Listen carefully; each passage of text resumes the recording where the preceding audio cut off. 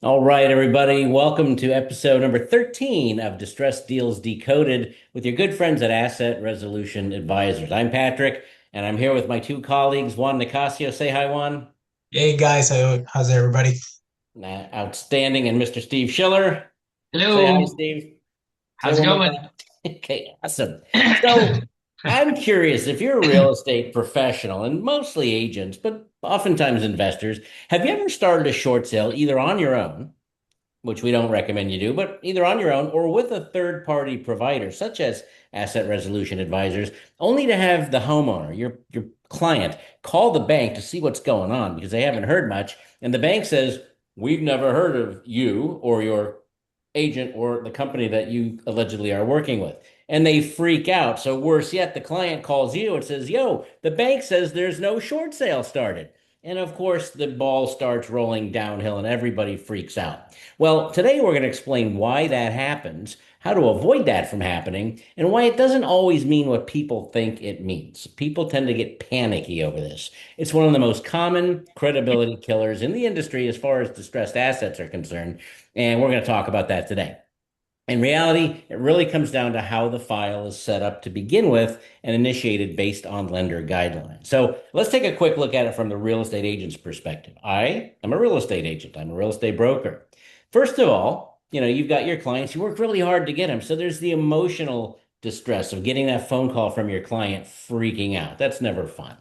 The client then says that they spoke with the lender. The lender says, we don't have anything. They get panicky. The agent then has to get defensive, feels disorganized, and may even have to say stuff that they might not even know is factual. In fact, a lot of times what we experience is, hey, this file was initiated 8 weeks ago. They say they don't even have it. Well, the key point is the file may have been initiated by you or with a third party operator, but as far as the lender is concerned, it has not been initiated. Different servicers require different packages and different requirements for these packages. Some require the full thing. We talk about that in some of our other podcasts. Some require just a listing agreement and a contract. In some cases, they just need a contract. We're going to cover some of those nuances today, and I'm going to have my colleagues jump in with me here. So, the difference between a couple of activities in the lender world, we're going to talk a little bit about foreclosure prevention, active loss mitigation, is going to be explained by our reformed loan servicer, Mr. Steven Schiller. Hello, thanks, Patrick. So here we go. I get this question all the time. Call my bank and they don't know anything about a short sale. Well, the key difference here is understanding the difference between what an active loss mitigation is versus what a foreclosure prevention is. And and I say those terms very carefully. Active loss mitigation. That means that there is something actively happening. Listing a property is not considered active.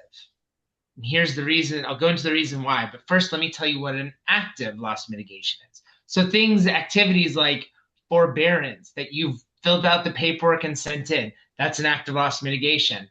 An active short sale is when you send in the offer and the servicer, the bank, is working on actively pursuing the offer and reviewing the documents, or a loan modification that has been sent in.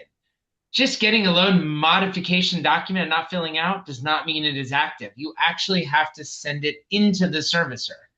Everything else is really falls under foreclosure prevention. What does that mean? It just means that you're trying to avoid a foreclosure and you've asked for an option, a short sale, a forbearance, a loss mitigation, something to that effect where they're sending you documents so you can avoid foreclosure, but you actively have to send it back. Now, anybody here, do you know why we've gotten to that part in the industry? The reason is back in '08 and '09, it was the exact opposite. All you tell somebody was, oh, yeah, I'm listing my property, and they put you in an active loss mitigation. Well, guess what most people didn't do? They didn't sell their property. So they got months and months and months of free loss mitigation, if you will, doing absolutely nothing with their property. So the banks all changed years ago. Now, gosh, what, 17, 18 years ago, changed Mhm. their profile now. And they say active means you are actively pursuing and you have sent something back. So that's really where it is. Now, just like any rule, there are always some type of an exception. So what are some of the exceptions? California. Mhm. In California, they made a new rule that was instituted 3, 4, 5 months ago, where basically, if you list the property, you can call the bank or the foreclosure trustee, send them the active listing agreement signed, and they'll give you a 45-day respite. So it's not unlimited. It is 45 days, but that is one of the exceptions. There's another quasi exception, which is in a reverse mortgage situation and in FHA situation.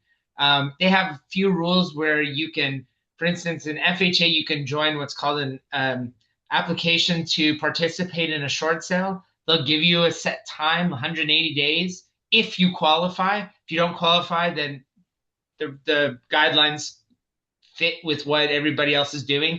So there are some exceptions, but in general, you have to be actively pursuing something, sent back to the bank. That's when they'll know you're doing something. Otherwise, they don't have any information. I'm just curious, Steve, because I see this all the time where I see people or real estate agents list their property, a property for a potential, person in distress, right? They want to do a short sale, but why would an agent list a property if the seller's not planning on selling? Yeah, it's a really good question. So there's still agents and homeowners, sellers who think just by listing the property, it'll stop the short sale.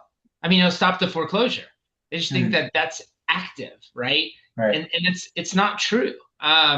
With those except with the exception of our exceptions, it's Hmm. just not true. And that's why debate when people call the servicer and say, "Hey, do you have my short sale information?" The answer is almost always no, because why would they? There's no documentation that we can do.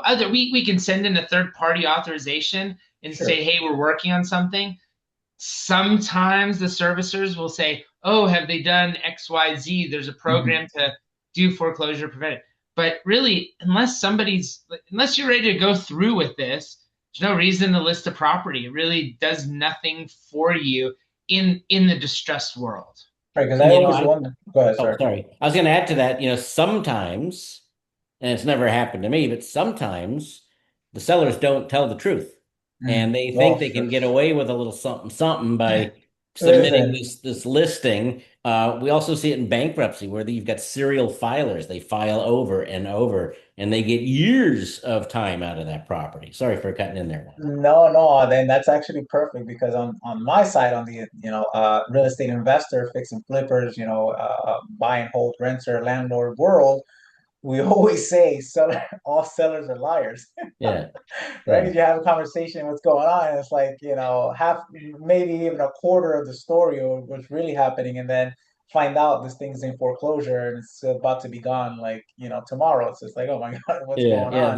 The term in traditional real estate is buyers are liars and Right. sellers And are sellers are worse. worse. That's it. That's it. That's it. So, That's it. Juan, since we've got you on the podium here, what is it that most traditional servicers need or are looking for to really have this package initiated so that when somebody does call, they're like, oh, yeah, we're working on that.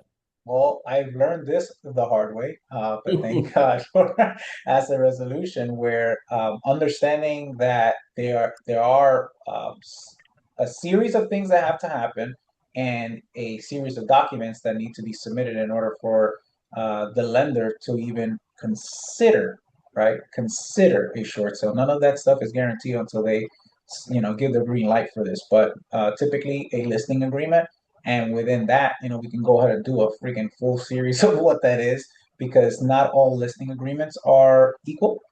There are certain terms, conditions, percentages for commissions, etc., that need to be on that document in order for it to be accepted or follow that guidelines, the requirements for those servicers.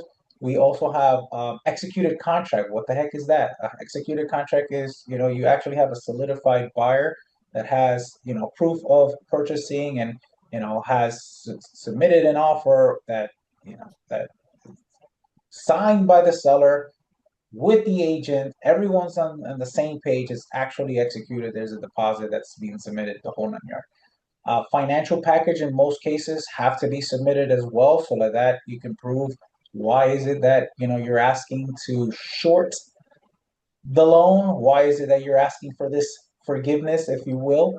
And then you need a third party authorization, right?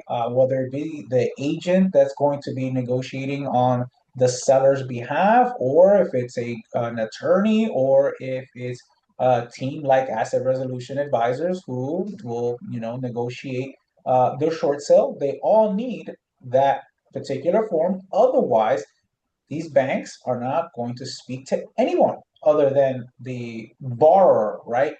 Again, even if, let's just say, as we see in a lot of these cases, husband and wife, but the wife is the only one on the mortgage. The husband calls. They're not going to speak to that person, right? And so many people don't understand that, that's part of it. And then in most cases, you also need a hardship document that explains how you got into the situation, or why, you're going through financial distress. And one of the things that I learned extremely the hard way was I submitted all of that in the past doing short sales on my own, but I never pulled title, lien search, and I never pulled. I never had a preliminary statement that kind of outlines all of the costs to do a closing. I didn't know that that needed to be included in the packet so that the banks can say, or the servicer can say, hey, okay, we fully understand all of the fees. This we approve, this we don't approve. You have to go back and negotiate X, Y, and Z.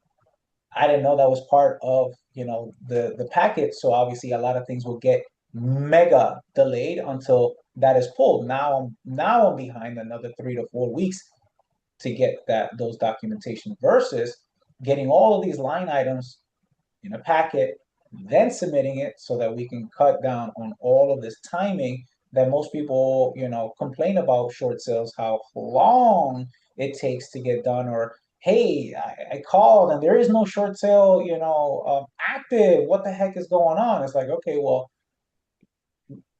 all of these line items, all these documents were not submitted. So therefore, the banks don't have to go ahead and consider anything whatsoever, which again, if you have proper education, you know how to do this properly and have the SOP, the standard operating procedure for this. You also help the seller avoid potentially a foreclosure, because prior to all of that, going back and forth, and did you submit this and I didn't have that and it's still pending, and we're waiting, the banks don't have to stop the sale. They're going to continue to go forward with their process. If you don't have all your ducks in a row, you risk that property going into foreclosure until it's an actual considered active short sale process, which will then postpone. And so most people have that misconception that because they submitted an offer or that they listed the property, that we're good to go. We've postponed things, and that's not the way that works, right? Typically, at which point they just don't have a file there. And so learn that process. We're here to help you do that. So like that, we don't have misunderstandings and forego, foreclosure that could have been prevented by knowing the exact steps to this process, right? Yeah. So, and you mentioned something interesting in there as well, Juan. One of the things that we preach is let's get it all together as quickly as possible. So Mhm. you get the third party authorization going, you get Right. whatever other documents, the listing agreement, get those tightened up, make them solid, and then get that offer as quickly as possible. Because what ends up happening is over time, some of the documents that were submitted expire. And so now, after you've submitted the last document that you think makes a complete package, you still have three more now that need to be redone, such as the proof of funds on an offer. So it's vital that everybody stays on top of this stuff. Now, we did talk about a couple of the exceptions. Steve mentioned those.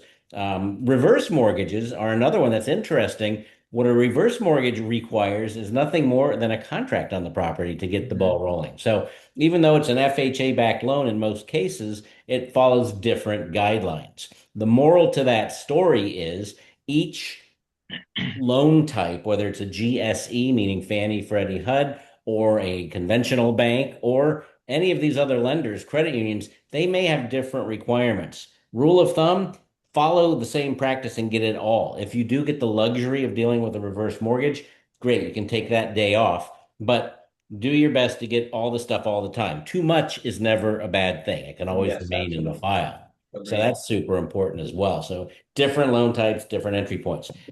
Teaching moment, contact us. Ask us what needs to happen in a given loan. When we do our deal review for you and with you, especially for our members, we'll tell you exactly what the outcome needs to be and what the process is. You So, know, Steve, you talked. Oh, sorry, go well, ahead. real quick, sorry, Patrick. So something that you just mentioned there, to contact us, there's some things that even agents get wrong that really mess up even the initiation of the short sale, which is pricing the property incorrectly. Like even something as simple as that will throw off the entire process, right? So what you said there's like contact, experts that do that because yes, you may be a veteran real estate agent and you know how to price, but it doesn't mean that this is the way that the servicer wants you to price the deal, right? And then there's criteria within that that need to happen in order for them to be able to accept, an offer and consider a short sale. So don't be arrogant thinking, oh, I have all of this experience. I know what this property is worth, and believe that that is going to get it, through. That's not the way that works either. So that's a Very, misconception as well. very good point. So, Steve, you mentioned foreclosure prevention and active loss mitigation. So, are there any situations where you've got an active loss mitigation going on, but lo and behold, all of a sudden the client once again contacts their agent saying, "Hey, I just got this letter. The bank says they're pursuing foreclosure. What happened?" It happens. Unfortunately, it's not supposed to. That the RESPA guidelines that were changed, again out of the 08, 09 Great Recession, basically stops what we call dual tracking. So Mm, what dual tracking is, and again, it's very nuanced. If a foreclosure has already started and a bank decides to review servicer decides to review the short sale, a loss mitigation package, it doesn't mean they stop the foreclosure. It just means that they're supposed to postpone the foreclosure or a sale date. And it's at their discretion as long as it is under 37 days from the sale date. If it's over 37 days, then they really don't have a discretion mm, to postpone or not to postpone. They must postpone. Now, at the same time, when you send in the loss mitigation, does not mean that they have to accept it. So a lot of the items in this are at the servicer's discretion, but in the sense of if they take a loss mitigation short sale and they say yes, we're going to review it, then they are not allowed to continue down the foreclosure path at the same time. They can't set a sale date. They can continue the foreclosure case and they can move forward. They just cannot go to a sale mm, until the loss mitigation has been resolved.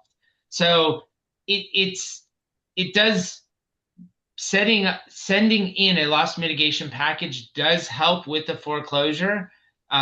That's why timing is so critical to get it in as quick to get everything done as quickly as possible. Um, you know, as we've said in a different podcast, we've said it here, time. Everybody worries about time, and it is so much to do with initiation, and it could take weeks, months. I mean, we were just talking about this that we've worked on deals where we can get sellers to sign something for weeks, and everybody's go, "Well, is this taking so long?" Well, if the seller's not going to sign something for weeks, of course it takes long. It's nobody else. It's nobody else's fault but the seller. So it's very important for everybody to work together to make sure that everything moves forward, to keep loss mitigation moving, to stop the foreclosure, and to make sure that we don't have any huge delays in documents so that we don't have to restart the process. Sounds good. So Juan, I think you're going to recap a couple of things, and I'm going to ask you, Yeah. since you're going to be doing that, why don't you take us to the finish line on this webinar? Yeah, absolutely. Look, so this is the real takeaway here, guys. The business is not just submitting the paperwork and waiting, right? It's knowing lenders' guidelines, knowing the type of loans, right? Knowing the file triggers that move the files along, knowing the timeline for each step, right? So that they can open this file. And then this, when you get this right, which again, at asset resolution advisors, this is what we help people understand so that they can go in with confidence. Now you're protecting the homeowner, you're protecting the deal, and you're saving your credibility. You're building credibility as the subject expert in this field, right? And so again, it's why we created the community, because we do want to provide that information so that you guys can succeed. And I just thought of something. I think we should coin that asset resolution will make short sales great again.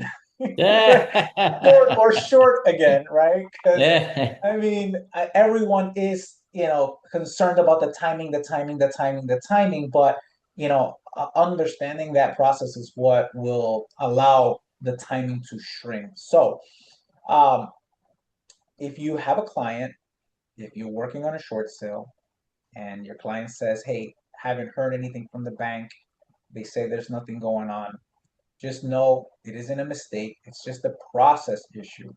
And every lender is different. That's the key here. It's not a rinse repeat for every single servicer. So please understand that, my people. And this is why we build Asset Resolution Advisors community to help agents, investor properly initiate these files, understand the lender guidelines, choose the right exit, avoid losing valuable time, protect the deal from falling apart. So please join our community to learn exactly what you need to know and properly initiate these files so that you can have a much faster, best exit strategy for those specific deals. So if you haven't already, please subscribe to our channel, give us a thumbs up, comment on our page, share it with some friends in the industry, and please reach out to us in our community so that we can help you with your next deal. So again, appreciate you all jumping on this 13th call that we've had here, this podcast, and we will see you guys next week.